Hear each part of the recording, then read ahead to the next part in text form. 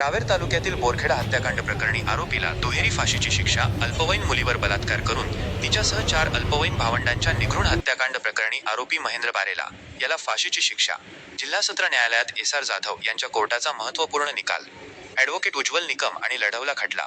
आरोपीच्या शिक्षेवर निकाल समोर आला असून आरोपीला दुहेरी फाशीची शिक्षा सुनावण्यात आली. या प्रकरणात विशेष सरकारी वकील ॲडव्होकेट उज्ज्वल निकम यांनी सरकार पक्षातर्फे युक्तिवाद लढवला. काय सांगाल, एक मोठा निकाल तुम्ही लढवला. 15 ऑक्टोबर 2020 रोजी रावेर तालुक्यातील बोरखेडा येथे रात्री 7:30 ते 8 वाजता एका घरामध्ये 4 लहान बालकं घरी असताना त्यांच्या मोठ्या भावाचा मित्र आरोपी महेंद्र बारेला हा त्यांच्या घरी आला आणि तुम्ही तर लहान बालके घरात आहेत म्हणून मी तुमच्या सोबतीला राहतो असं त्या मित्राने त्या लहान बालकांना भासवलं. आणि रात्रीच्या सुमारास या महेंद्र बारेलाने ती जी घरामध्ये सर्वात मोठी वय वर्ष 13 हिच्यावरती बलात्कार केला. आणि बलात्कार केल्यामुळे इतर लहान भाव, इतर तिची लहान बहीण जिचं वय 4 वर्ष, तिच्यापेक्षा 2 मोठे भाऊ 8 वर्ष आणि ते 12 वर्ष ही जागी झाली. आणि त्यांनी त्याला विरोध केला असताना याने कुऱ्हाडीने त्यांच्या डोक्यावरती आणि मानेवरती सपासप वार घालून त्यांना ठार केलं.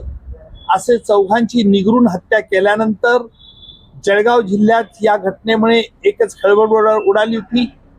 या खटल्यामध्ये आम्ही एकूण 27 साक्षीदार तपासले आणि अशा नराधमाला शिक्षा ही कुठली कमी असू नये तर त्याला सर्वात फाशीची शिक्षा ही हवी.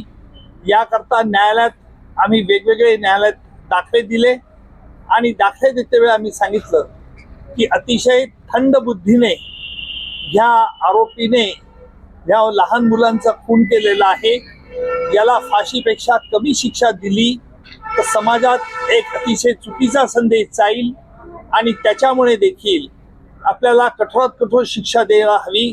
कारण कठोर शिक्षेचा उद्देश फक्त नुसता त्या गुन्हेगाराला शिक्षा नाही तर एक समाजामध्ये एक चांगला संदेश गेला पाहिजे की अशा प्रकारची घाणेरडी कृत्य आणि क्रौर्य करण्याला कायदा कधी क्षमा करत नसते.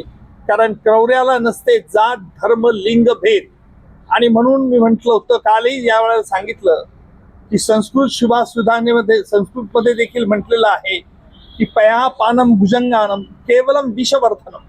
कारण सापाला जर दूध पाजलं तरी तो फक्त विष झोपतो.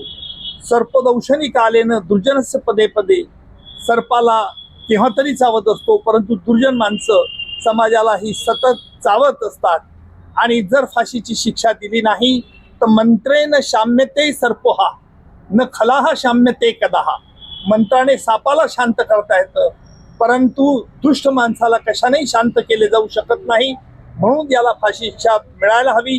याकरता आम्ही तुरुंगाधिकारी, त्याचप्रमाणे पोलीस तपास अधिकारी यांचा अहवाल, तसेच त्याचा जो प्रोबेशन ऑफिसर असतात त्यांचा रिपोर्ट हे सगळे न्यायालयात दाखल केले आणि न्यायालयात प्रतिपादन युक्तिवाद काल केला होता. आणि आज न्यायालयाने आपला हा निर्णय, यादव साहेबांनी आज निर्णय जाहीर केलेला आहे. या निर्णयामुळे एक वेगळा चांगला संदेश या समाजामध्ये जाईल अशी अपेक्षा आहे.